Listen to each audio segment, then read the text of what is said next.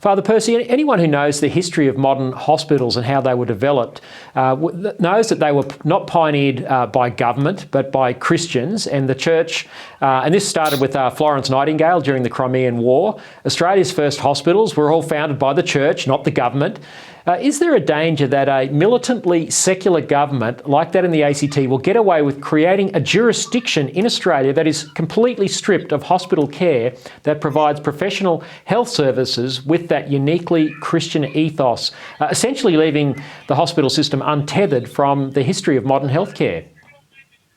No question. And the universities are the same, Lyle. I mean, universities arose in the 11th century and they've been coming at us, and they're all motivated by the church to have reform work and proper education, the tying together of faith and reason. And of course, the hospital system with the orders and different faith communities, particularly different Christian faith communities, it's because of their fundamental belief in the dignity of the human person, made in the image and likeness of God. That therefore there's more than just the physical dimension of the person. There's the body, soul, and spirit, and that's what's got to be cared for. So this is extremely important point. Yep. That we're not just physically operating on someone. You've got to care for them as a human being. You've got to dialogue with them. You've got to talk with them, and this is so important. And this will be lost, and it is being lost. Yeah, it would be a real tragedy. We've seen how well the universities have gone since they kicked God out of them. How much more dangerous to kick God out of the modern hospital system. Now, Father Percy, I can't let you go without putting this issue in the wider context of the culture war that is raging against Christians and mainstream Australians, mind you.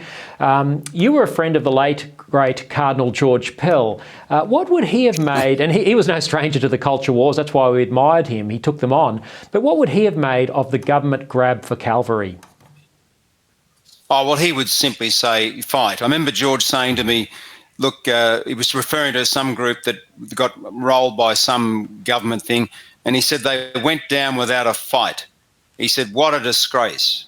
So you've got to fight, and because if the shepherds don't fight, then the sheep don't fight. So then the leaders have to stand up and have courage, and then in the process, you might not win every fight, every round, but you gather a whole lot of people of goodwill who say, well, look, this is an issue that's going to lead to further problems down this. So we have to fight, and we have to fight clean, but we've got to fight, and we've got to resist.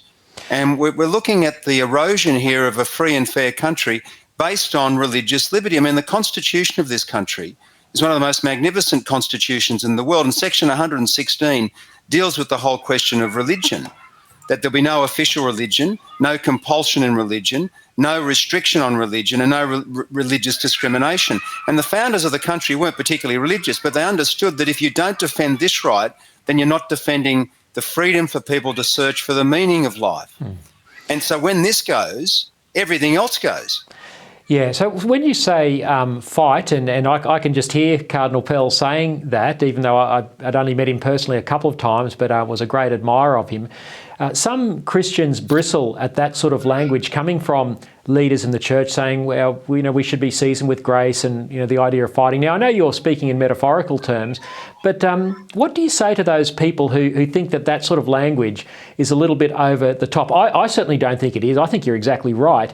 But this is something that many people grapple with. How do you help those people? I'm sure you've come across them.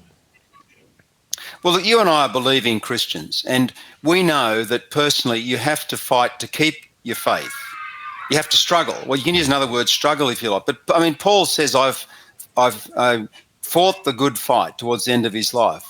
That you get opposition to your faith, and you get not only from the visible things, but from the invisible realities as well. And life is one gigantic struggle. And one of the beautiful things about life is the struggle.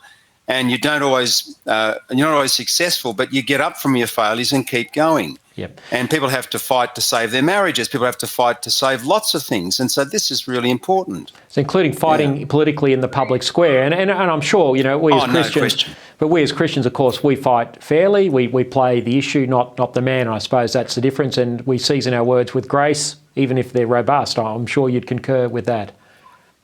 Oh, yes, definitely.